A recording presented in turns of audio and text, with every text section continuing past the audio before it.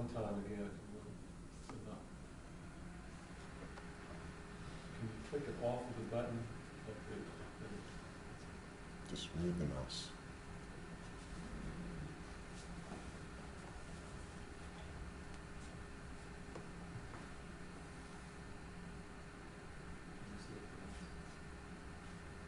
Yes, sir.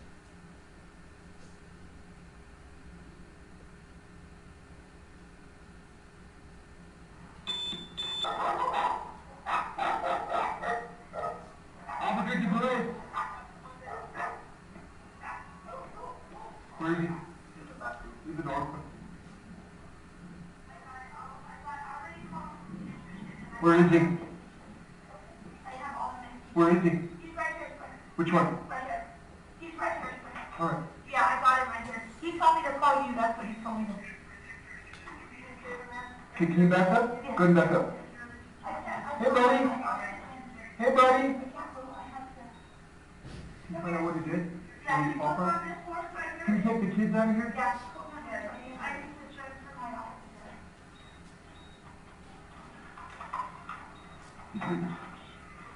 She said to give you the medication. Right, what did he want to do? 43, we're secure for 46. We've got about a 5-year-old boy who's unconscious but breathing. Hey, buddy. Hey, buddy. 27. Hey, buddy. Yeah, I got a pulse. I got a pulse. Yeah.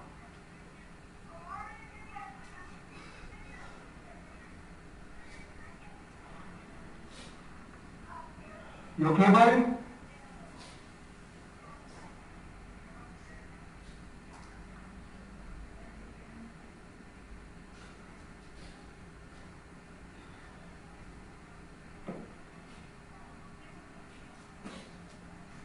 What's your name, Chief? I need you to step up. No pulse. I got no pulse. Okay, I need you to hold on to the kids and stay here with the kids and try not to use the phone right now. Pay more attention to the kids than the phone. Thank you.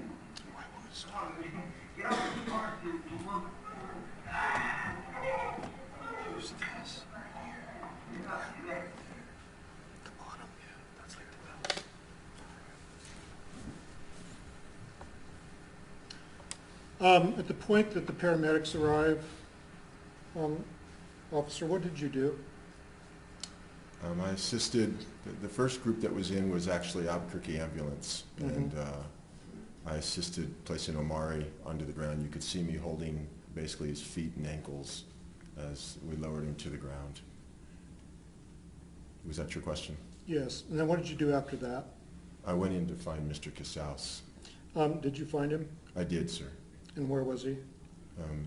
He was in the northeast corner of the house. It's a bedroom. When you come in the front door, it's off to the right, down a little.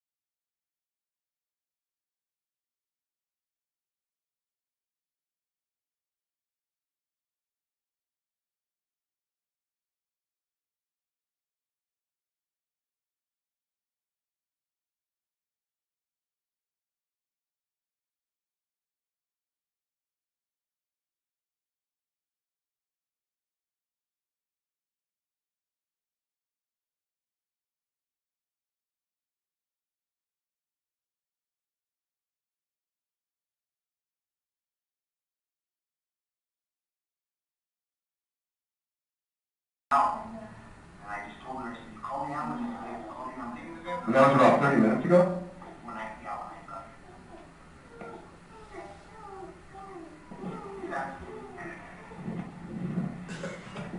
Where's Kat? Just stand by. There's one back there with 3 kids. Okay, what's your name? Steve. So, Steve, is that your legal name? Okay, what's your last name, Steve? Spell it for me. Okay, Steve, so, and what's your date of birth? Okay, so, where were you today? Let me just ask the question, okay? Let me just ask the question. I don't want to hear about the Cadillac. So, what time did you go there and where?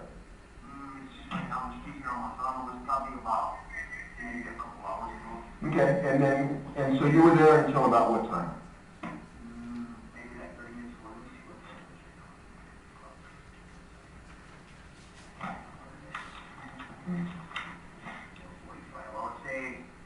I would say I got there about like at 2 o'clock, and then I got here maybe around 4, I'd say. You got here about 4? Okay.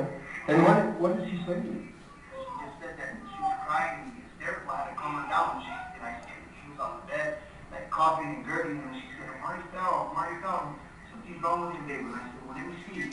And he was kind of coming out. I finally got him to come out of it a little bit, so we thought everything was going to be okay, and then he just was going like in and out of consciousness, and he fell back again, and I was trying to give him CPR, just blowing his mouth, get his chest to keep breathing, and I put the her oxygen on him, and he kept going. What's your name today? And I just told her, just call down, George. Okay, and who are you to her? She's my baby. She's your wife. Whose kids are these? So her kids from a previous relationship? Okay. And you guys are married, husband and wife, or a relationship? How long have you been married?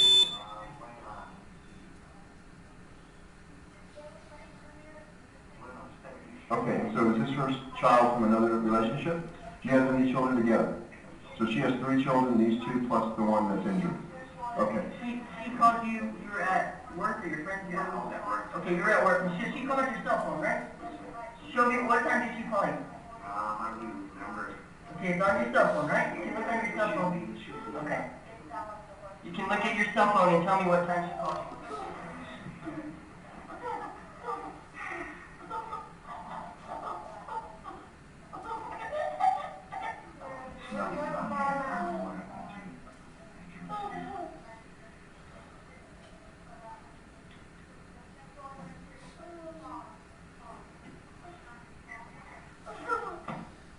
Okay, so what we're going to do, I'm going to hold on to your cell phone, and the detective will probably write a warrant to see what's in the cell phone. But I'm going to just hold it for right now.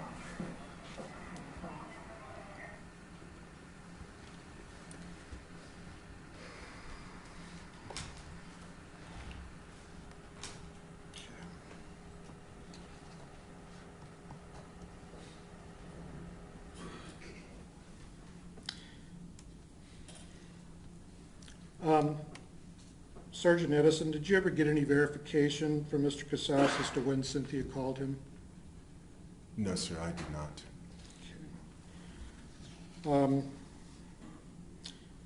What did you do then? I remained in visual contact with Mr. Casaus. I did look into the bathroom.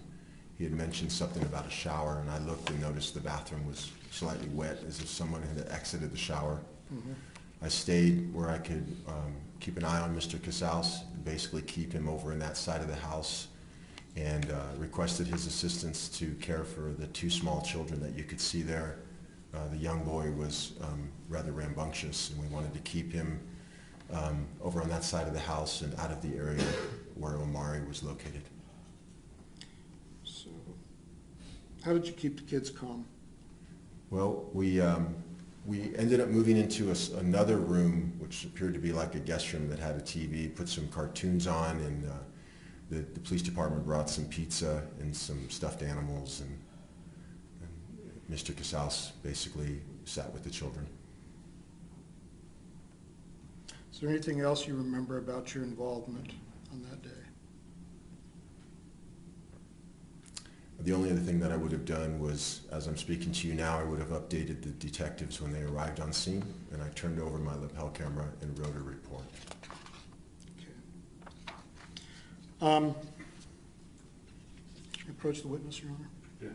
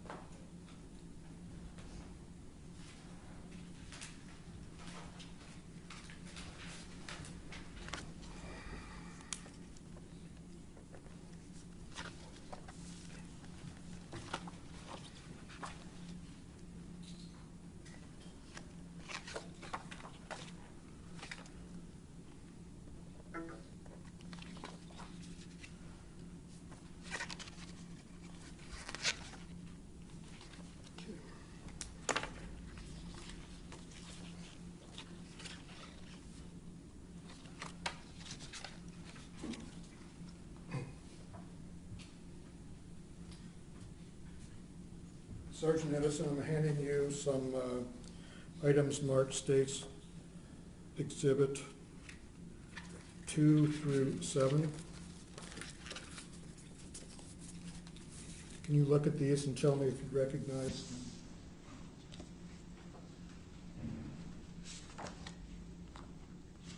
What do they depict? This is the home where Omaree was, where I was dispatched, and I located Omaree.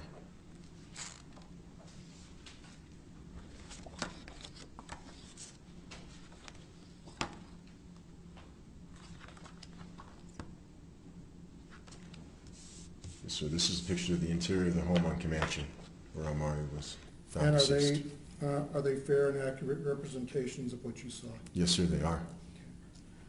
Your Honor, the state would move to enter these exhibits 2 through 7 into evidence.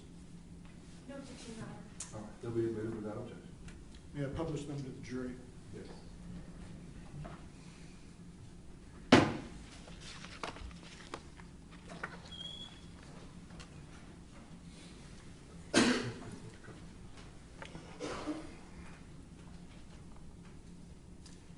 And Sergeant Edison, what does this depict? Which one is it? What's the number on that? This is number 2. My answer? Okay. So this is as if you were standing at the front door. This is the living room. That doorway that you're looking at leads to the kitchen, Okay. So, kind of pointing in a western direction of the house. is this the direction that you were told to follow? Yes, sir, it is.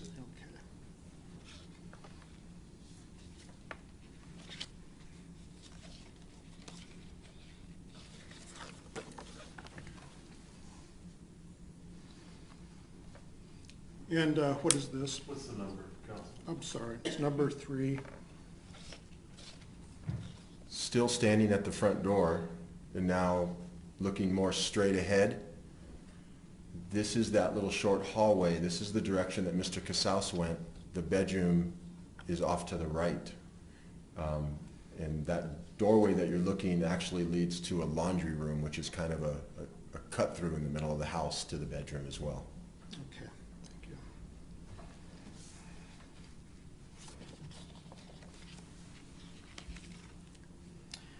This is State's Exhibit 4. What does that depict? I don't see anything, sir. Oh, there, thank you. So this is the kitchen. In the first picture that you showed me, there was a doorway. This is standing in that doorway. I'll have to walk through this kitchen, and if you look through the opening, which looks like a window, that's the bedroom where Omaree was located. So I walked through this to get to the bedroom.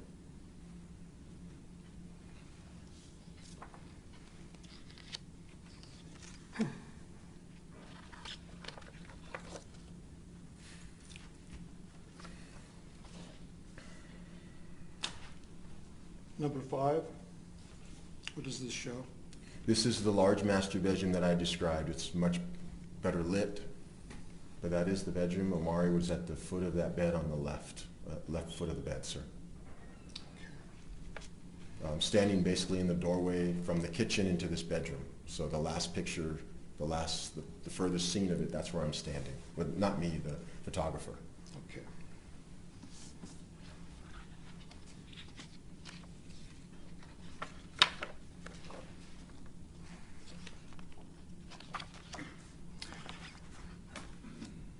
Number 6. That's the same bedroom, and that's that large, what I refer to as a very large window or sliding glass door. That's the same bed. You're just seeing the right edge of it as opposed to the entire bed. Off to the right is the little room that I was telling you, like a laundry room that would have led towards the direction where Mr. Casaus went.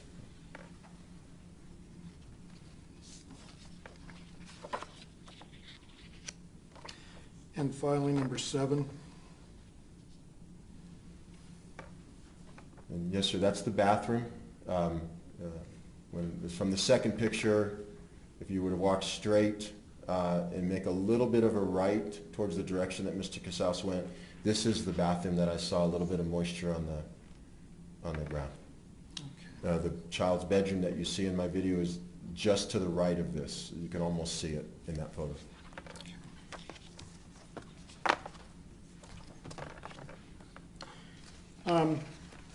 Just to back up a little bit, what was the time that you arrived at the residence again? I believe it was 4:30. I can look at my report. I wrote it in my report if you would like me to get the exact time, sir.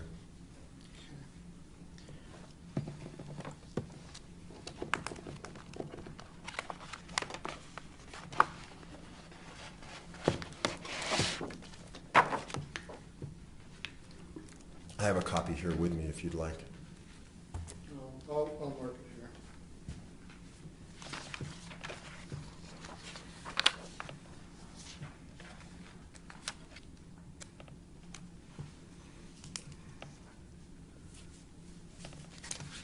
Yeah, approach, Your Honor. I'm handing you an item marked States Exhibit 8. Do you recognize that? Yes, sir, I do. What is that? It's a copy of my police report, my supplemental report that I wrote the evening Okay. of the incident. Go ahead and refresh your memory if you would. It's 4:31, the time that I was dispatched, and I arrived about 90 seconds later. Okay, thank you.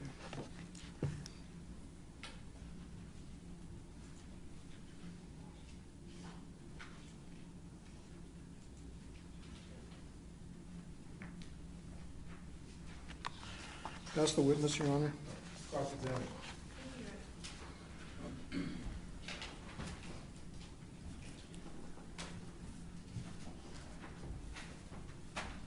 Good morning, ma'am. Good morning.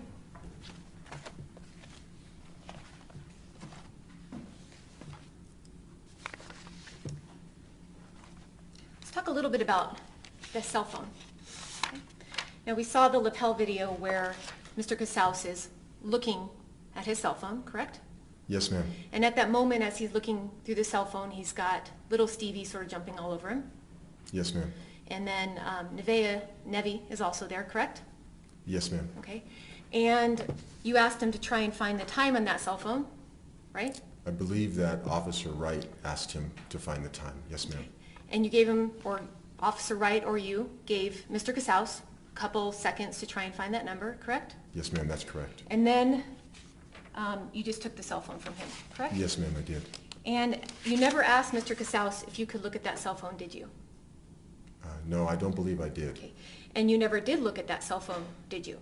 No, ma'am, I don't believe I did. And so you do not know what time he received that call, do you? The question again, please. You do not know what time he received that call from Cynthia, do you? Correct. Now, you were the first law enforcement officer at the scene, correct? Yes, ma'am. And Officer Wright came shortly after you? Yes, ma'am. And nowhere did you see any blood around, correct? I don't know for sure what those marks were. I'm talking about on the marks. scene. Did you see any blood at the scene? Not that I recall. Did you see any blood on Omaree's mouth, No, ma'am. nose? I don't believe so. Did you see him bleeding from any open wound? I saw red marks on Omar. I understand that. Did you see bleeding? Actively blood coming out? Yes, sir. No, ma'am, but there was no pulse, so there'd be no pushing of blood.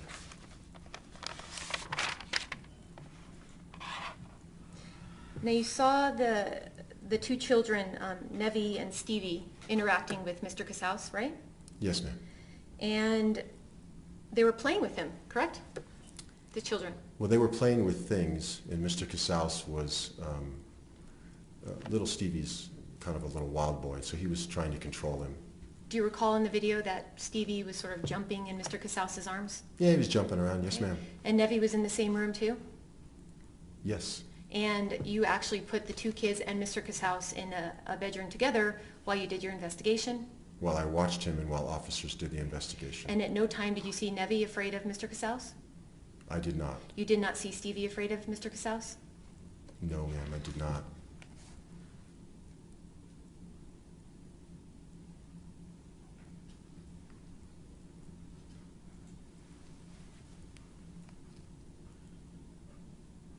May I have a moment, Your Honor? Thank you.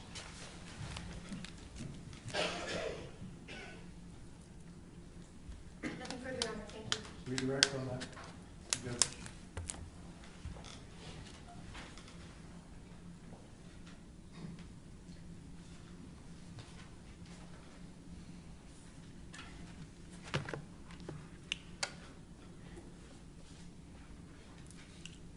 Sergeant Edison,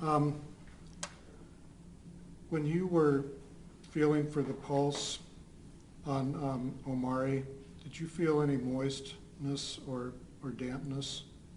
Yes, sir, I did. Your Honor, beyond the scope. Yeah, I think it is, sustained. No further questions, Your Honor. Accept that, Sergeant. Thank you very much. Am I relieved for the day, sir?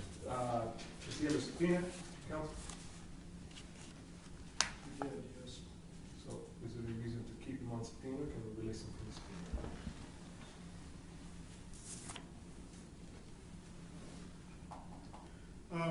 Your Honor, we would potentially recall him for rebuttal. So, Sergeant, you're gonna stay under subpoena. If you need any, for any further testimony in the trial, we'll contact you about it, okay? So they could call me back, I can leave the courthouse? Yes, sir. Thank you, sir. Thank you.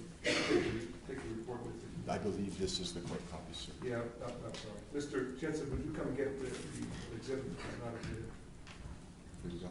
Yes, thank you. Thank you for your time. All right, let's witness.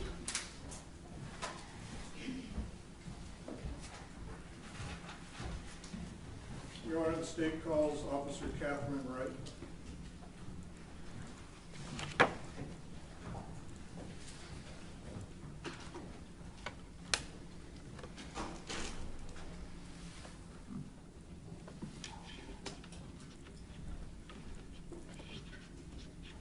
I just want to help. Make sure that That's, you lower that. oh, that's what I'm worried about. What is that? I think it's glued to the side of it. What is it?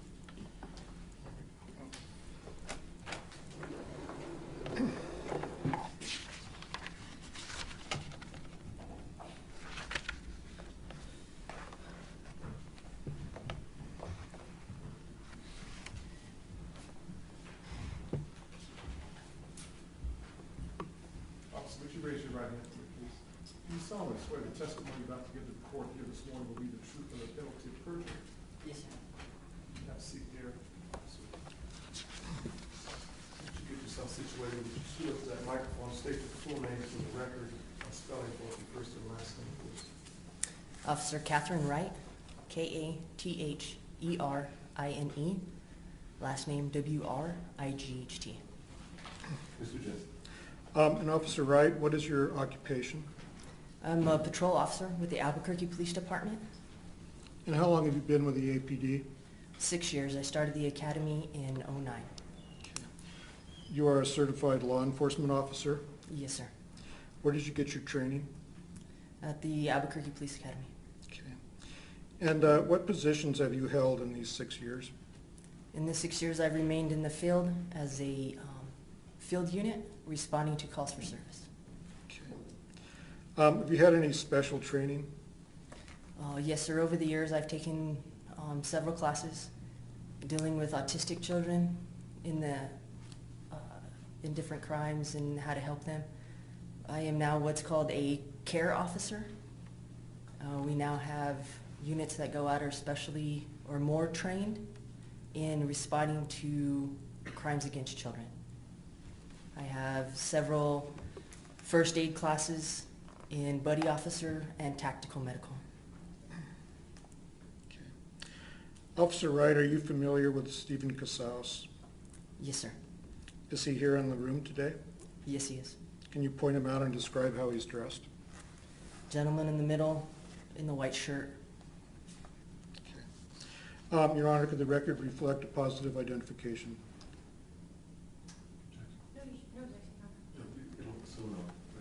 Okay. And how do you know Mr. Casaus? He is the stepfather and was involved in the Omaree call on December 27th. Okay. And was there a primary officer in that matter? Yes, I was the primary dispatched officer. Were you the first to arrive? Me and Officer Edison arrived within 30 seconds of each other. Okay. Do you remember when you arrived? It was approximately 4:30 in the evening. Okay. Was Officer Edison already inside the house when you arrived? As I pulled up, Officer Edison was in the yard, a few steps from the door. Okay. And how far were you behind him? I was at the driveway, so maybe 12, 15 yards. Okay. And you made entry into the house. Yes, sir. How did you get in? Stephen Casaus was at the door and opened the door for Officer Edison. And what happened then? Mr. Casaus pointed this way, and he pointed towards the back side of the house, or the south side of the house? North side of the house, sorry. Mm-hmm. And what appeared to be a den or something at one time, but was now a master bedroom. Okay.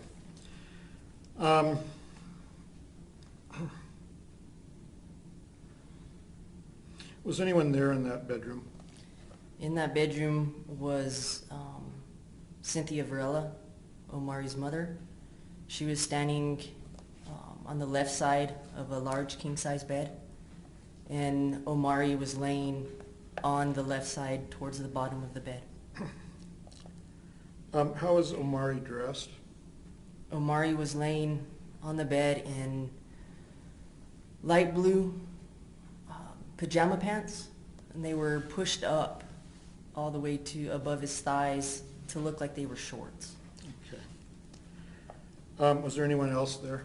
The two younger children were there, and they were yelling and jumping on the bed.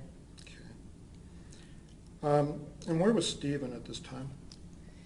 As we entered the room, Stephen left to the other end of the house, kind of east side of the house, where 3 other bedrooms and a bathroom were located. Okay. What did you think about that? I found it odd. He didn't take us to Omaree or to where he was. He just pointed that way and then just disappeared to the other side of the house. Okay. And what did you do? How How did you assist? We walked over to the bed where Omaree was. I put my hand on his chest. He didn't appear to be breathing. He was cold to the touch. Officer Edison was shaking him, telling him that it was going to be okay, and trying to get him to respond. He never responded. His eyes were closed. And then I felt his wrist to try to find a pulse, and I didn't feel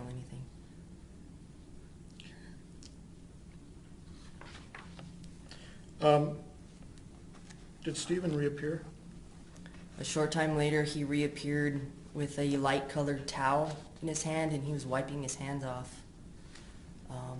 I had asked Cynthia to take the other 2 children out of the room. She was just talking on the phone, so Stephen came in, and I told him to get the other kids, and he kind of just kneeled towards the end of, or put his hands on the bed, and kind of just looked at us for a second, and I told him again to get the kids, and so then he got the kids to take them into the living room. Okay. And what did you do after that? After that, I walked into the living room to speak to Cynthia about what had occurred and why Omaree was in the state he was in. Okay. Did you ever speak with Mr. Casaus? Later on in the evening, yes. Okay. And what did he say? He said that Cynthia had called him and told him that something was wrong with Omaree and that he was unresponsive. And what did he say he did? He said he came home and tried to give Omaree CPR. He put his oxygen on him. He tried to wake him up.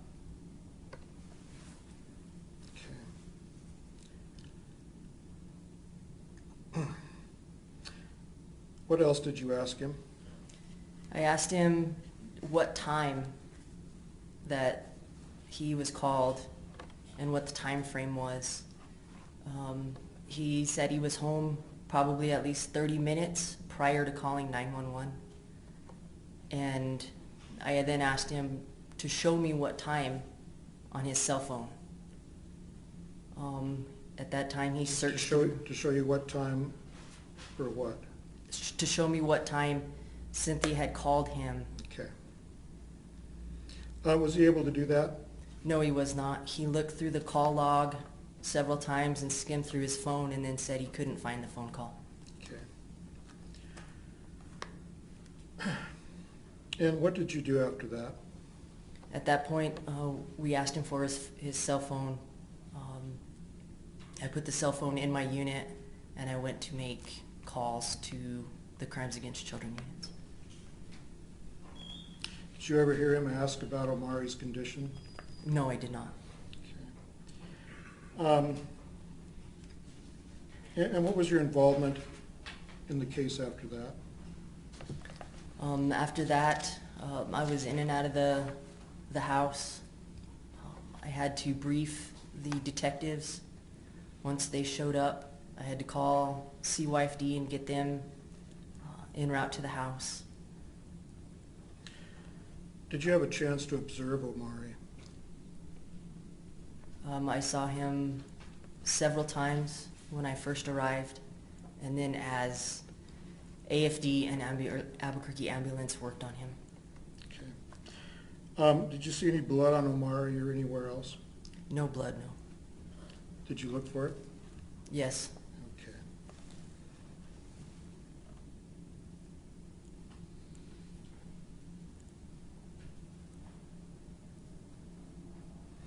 Anything else occur to you during your time at 4909 Comanche?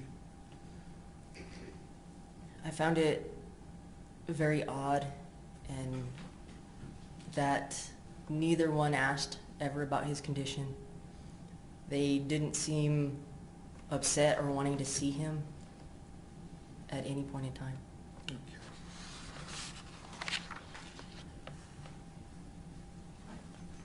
Pass the witness room.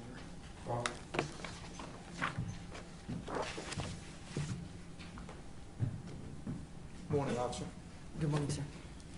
So let's start with the last thing you said real quick. You've been a police officer for 6 years, right? Yes, sir. Probably investigated some fairly serious scenes, right? Yes, sir. You've been around people who've displayed a great deal of emotion? Yes, sir. Been around people who have displayed somewhat less emotion? Some less, yes. Yeah. And you've been around people at scenes who have generally a flat affect for whatever reason, right? Yes. Okay. And you're making observations, and part of your job is to take down notations, to investigate a scene, to collect evidence, right? Yes, sir. And you've been trained to be as thorough as possible in your duties of collecting evidence, maybe directing photographs to be taken, relaying to detectives what's pertinent or what you believe may be pertinent at a scene, correct? To direct detectives, yes. I do not take photographs. Yeah, I misspoke there. But you said you briefed the detectives on what you saw, what you thought you had come upon, and maybe gave them some directions on what you believed had happened, right? Yes, sir. I give them a brief overview of the call and what I saw. Okay. So let's go then to an overview of this scene, best we can. Now, have you reviewed the lapel video that was produced by the first officer on the scene? No, I have not reviewed Officer Edison's video. You've never seen the Officer Edison's video in this case? No, I have not. Okay, well, let's start with the lapel video then for a moment. Will you agree with me that that video recording equipment, such as a lapel video, can be incredibly handy at giving us a bird's eye view in real time of what's transpiring in any given situation? For the most part, yes. Okay, and a lapel video, assuming it's working correctly, can record for us what people say, right? Yes. and record for us how people are acting and what the situation is in any given scene, right? Yes. And in this situation, are you now, I mean, were you aware that there was a lapel video in this case? Yes. And were you aware that it was functioning and it had audio and video? Yes. And will you agree with me, based on your experience as now Albuquerque police officer, so long as these lapel videos are functioning properly and are recording properly, that gives one a pretty good idea of what's happening, correct? In the view of that single camera, yes. Or within the hearing of that single camera, right? Yes. And so perhaps if your observations about someone's level of concern is recorded differently on the video, maybe,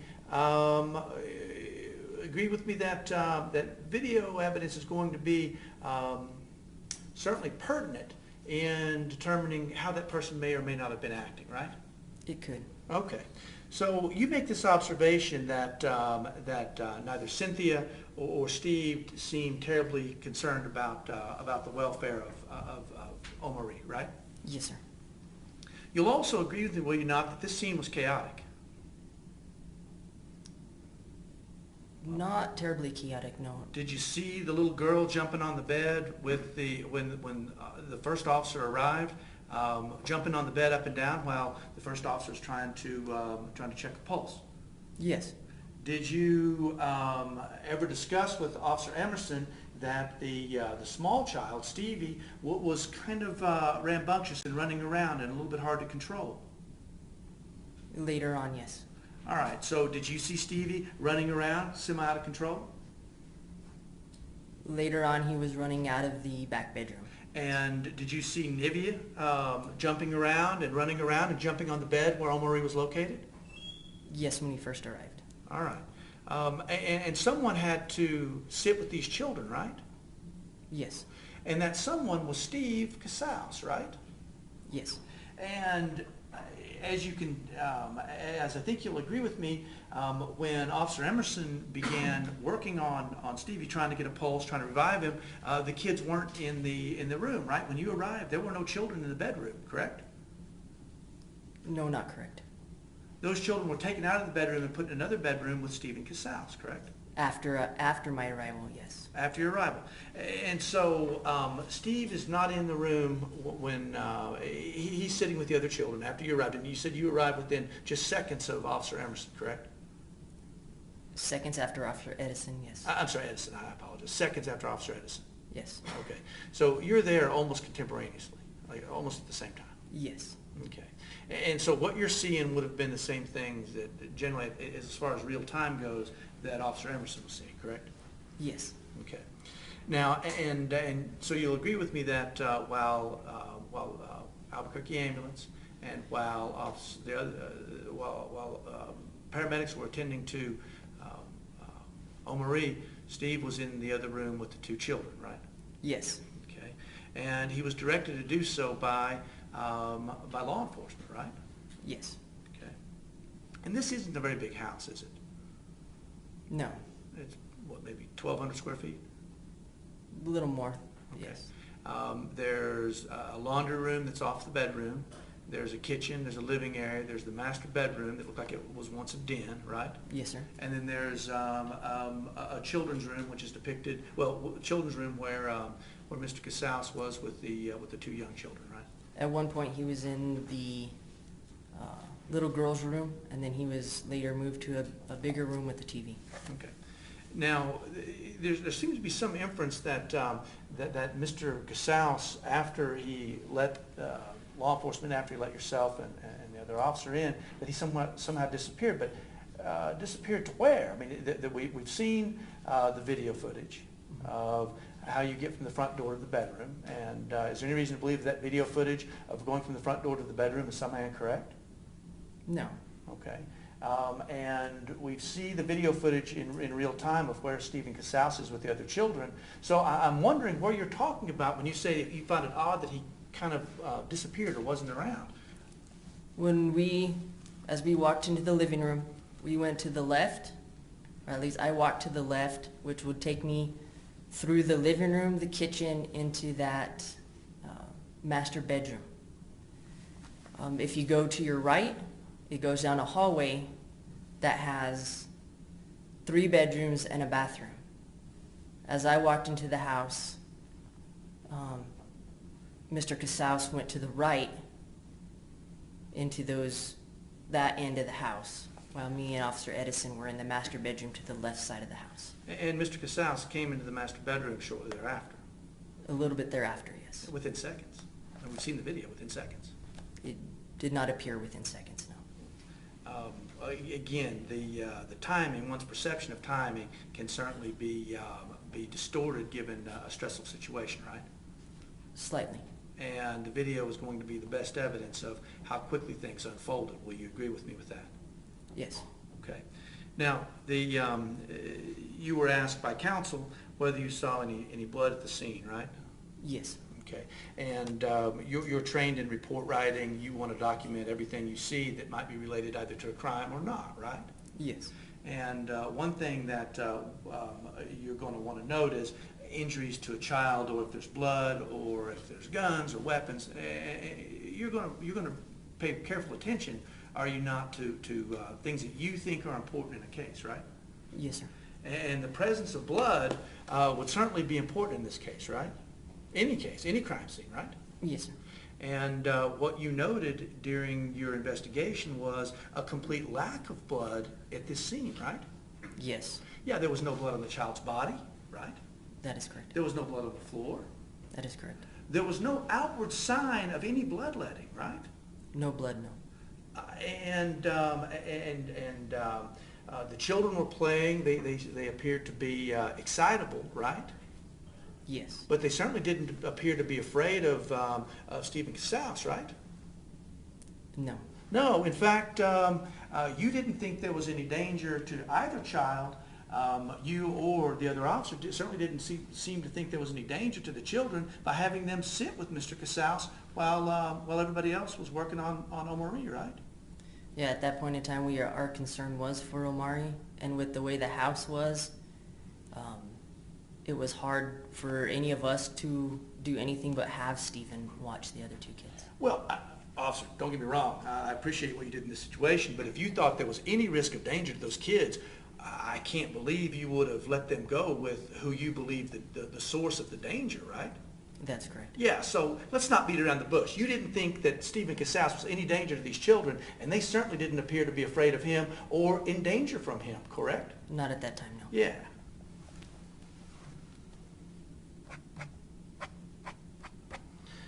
There was some discussion about, I believe that talked about that oxygen was applied to the child prior to your arrival, right? That's what I was told, yes. And I'm assuming during the course of your investigation, you wanted to seek out whether or not there was a source of oxygen in the home, right? It was, you could see it throughout the house, yes. Yeah, there were oxygen tanks, right? Yes. Okay.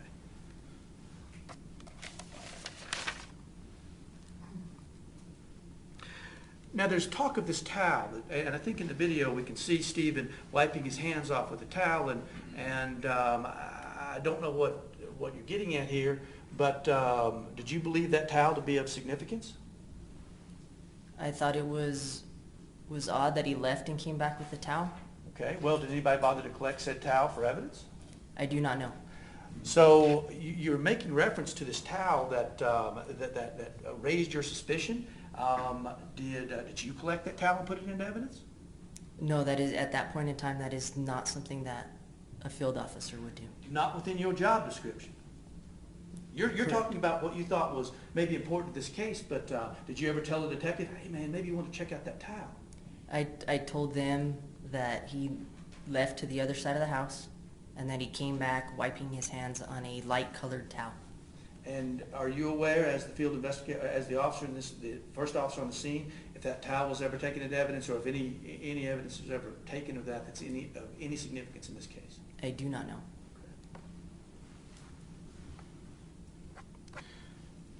You learned that from Cynthia Varela that ice had been applied to the child's body, right? Yes, at one point she did say that. And you testified a moment ago that the child's body was cold to touch, right? Yes.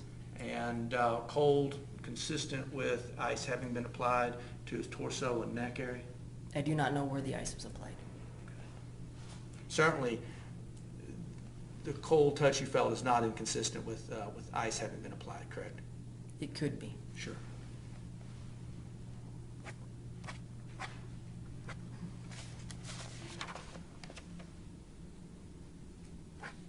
No further questions. Pass the witness. Read it, Mr.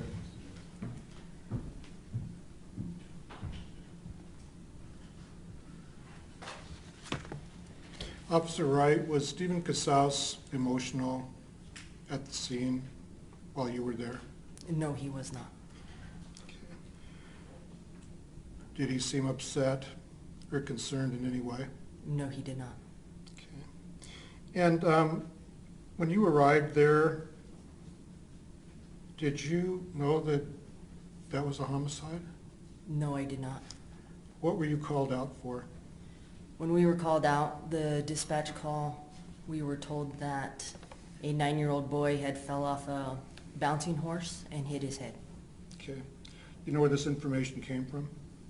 From, as far as I know, from Cynthia, who called 911. Okay. So you had at that time no reason to believe that Stephen would be a danger to the children? That is correct.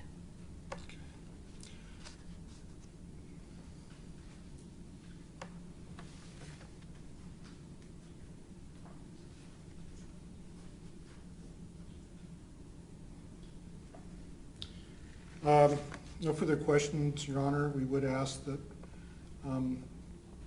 the witness be possibly recalled for rebuttal if this, is necessary. And also, we're gonna let you go, but you're gonna still be in the subpoena building, they call you back for some later part of the trial, all right? Yes, sir. All right.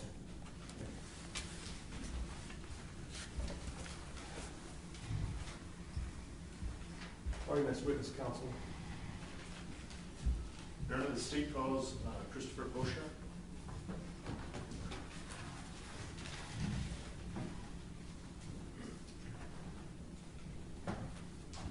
We're gonna try to get up right to noon if we can.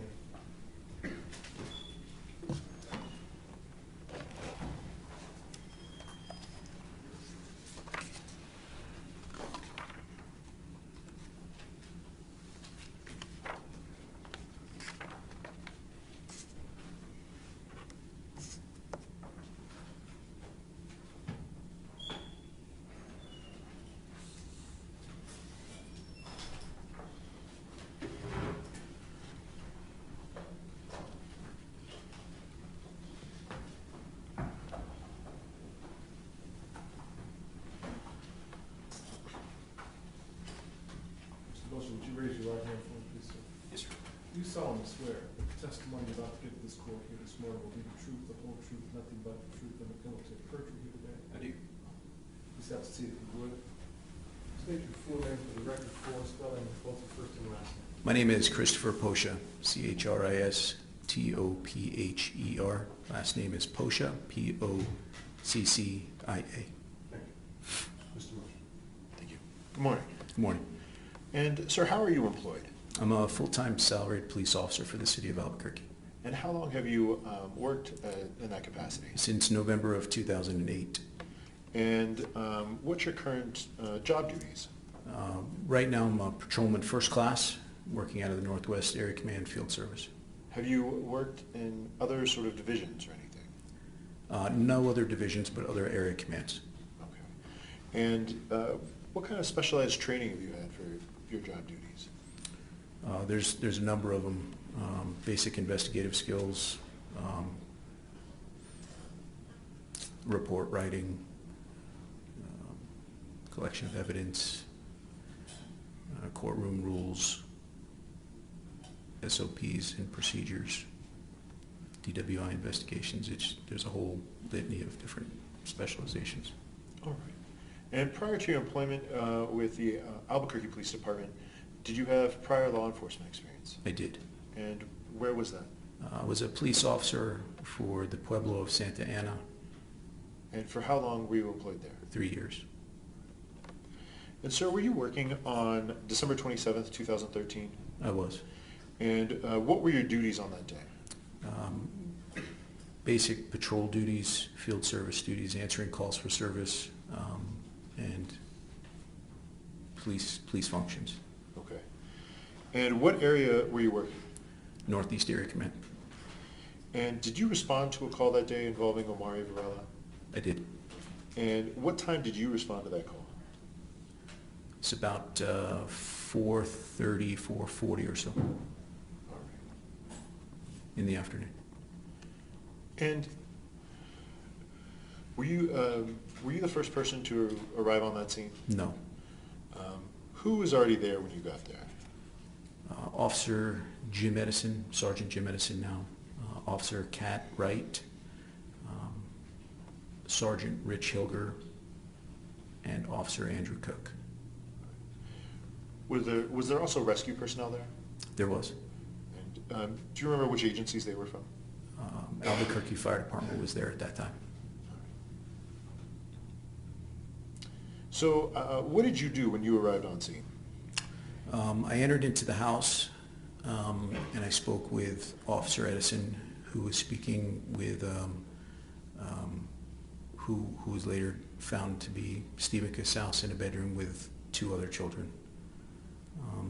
Officer Edison handed me a cellular phone and said, "Hang on to this." So I did.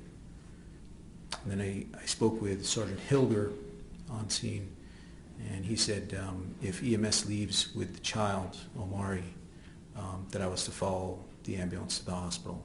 I agreed to that. Okay. And before we get to that point, were you provided with it, or were you asked to do anything when you first got on scene?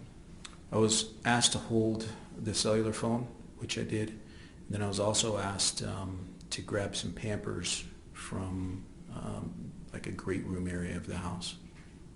And did you do that? I did. And so when you did that, did you see Omaree? I did. And what was going on at that point with Omaree? EMS was working on him at that time.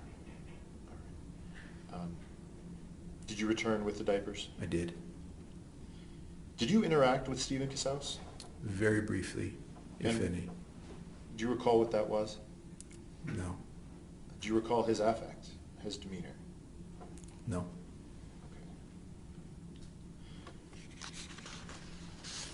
Okay. And so you had mentioned that, was it Sergeant Hilger had asked you to follow the ambulance if it left? Yes, sir. And did you do that? I did. Where did they take Omaree? University Hospital. And do you recall approximately what time that was? I don't. Okay. And what did you do when you arrived at the hospital? I basically just kept Omaree in my eyesight, making sure that evidence collection, that kind of stuff, where the clothes were going, that kind of thing, and then basically just asking about the status of the child. All right. And so what happened at the hospital? They worked on him for a little bit, and then they pronounced him deceased. At any point, did you see any injuries on Omaree? No. Did anyone discuss any injuries that they had seen with you? Objection, your second. Without saying specifically what they said, you can certainly answer that without specific statements. Yes. Okay. Yes. Was that the first time you had heard of any other injuries to the child? No. And what were the initial injuries that were described to you? Objection, hearsay. All right. May we approach, Renner?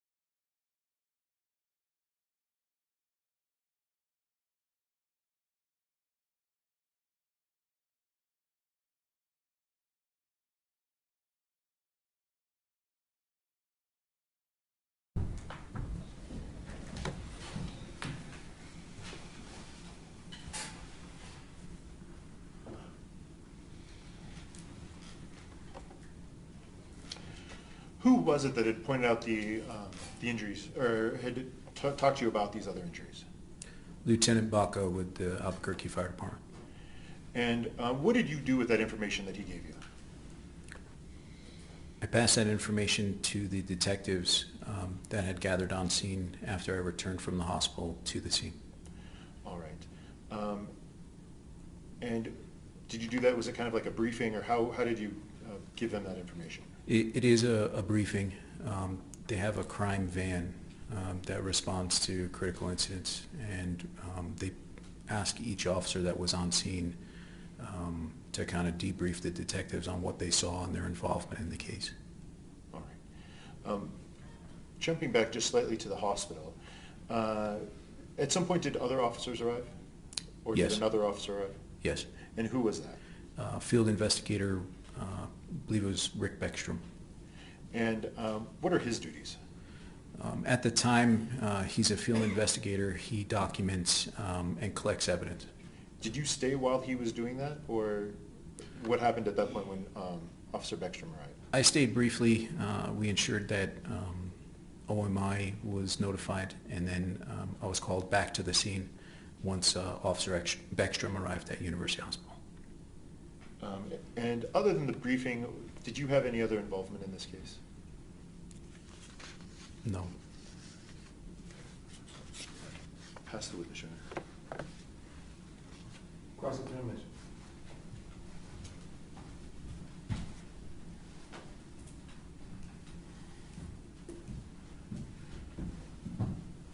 Good morning, officer. Good morning, sir. So when you arrived on scene, you made some observations about the rather chaotic nature of the scene when you arrived, correct? It was still pretty chaotic when I arrived, yes, sir. And in particular, there were two of the young children on the scene, one of which you described previously as rambunctious, right? That's correct. And he's little Stevie. Did you ever learn the boy's name? I never learned that boy's name. Okay, did you ever learn the name of the little girl? No, sir. Okay. She was about 5-ish, and the other child was very young, right? Yes, sir. But he was walking around. Yes. Okay.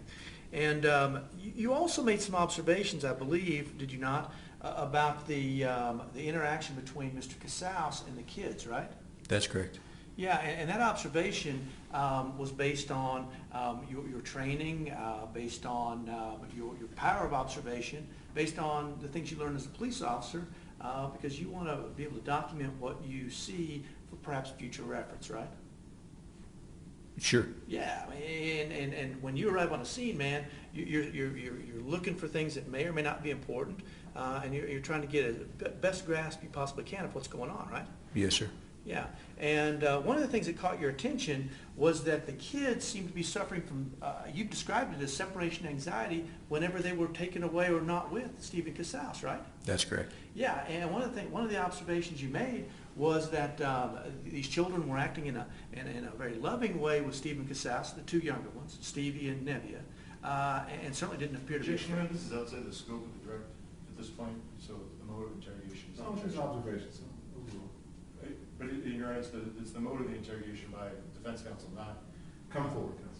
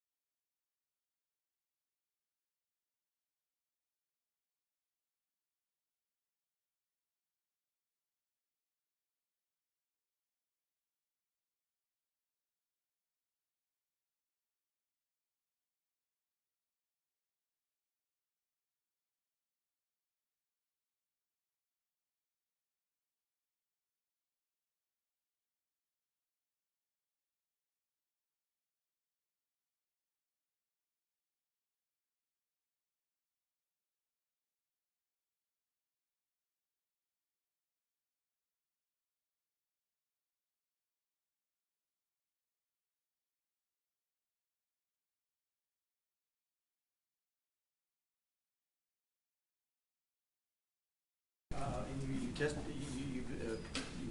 talked about like the separation anxiety of the two young children when they were not with Mr. Casaus, right?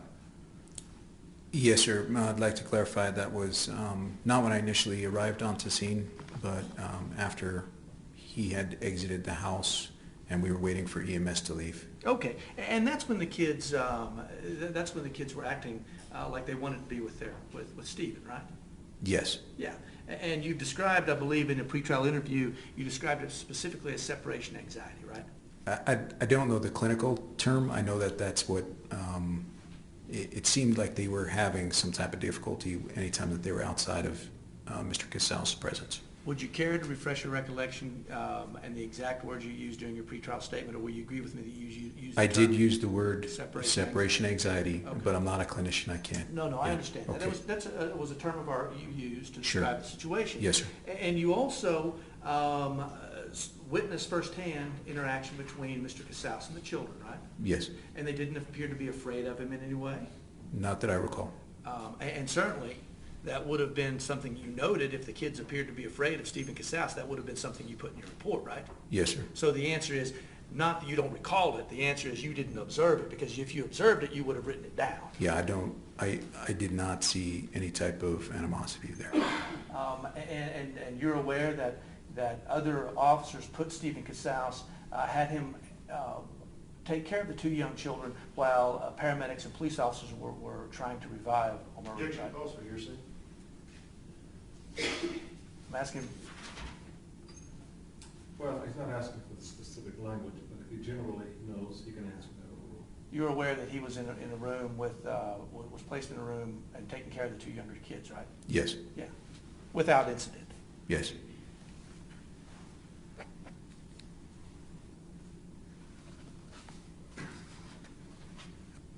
We have a moment.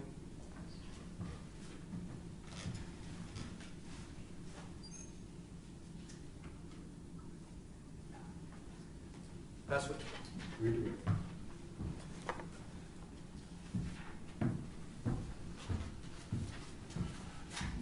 No further questions. You can step down, thank you. Thank you. You ran up the spear? Negative. Oh, here it is from the spear, thank you. Thank you, sir.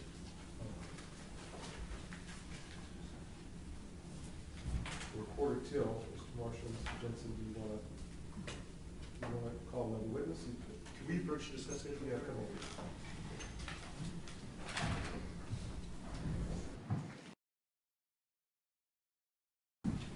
So you've received a little bit of evidence so far, as you'll hear throughout the course of this trial. The admonition is you're not to start deliberating and talking about this particular evidence in terms of deliberation until you've received everything. There's a lot more yet to receive. So we're just going to send you to lunch and have you back downstairs about 1:15. And then between that time and 1:30, we're going to try to come get you and bring you up so we can start this afternoon. We'll have a long afternoon. So go enjoy your lunch. It's a beautiful day outside. There's lots of places that are not too far from here to get lunch, but down at the jury assembly area by 1:15, and then we'll come get you shortly thereafter and bring you up for the afternoon session. Okay? All right. Keep your juror buttons on. Please rise for this.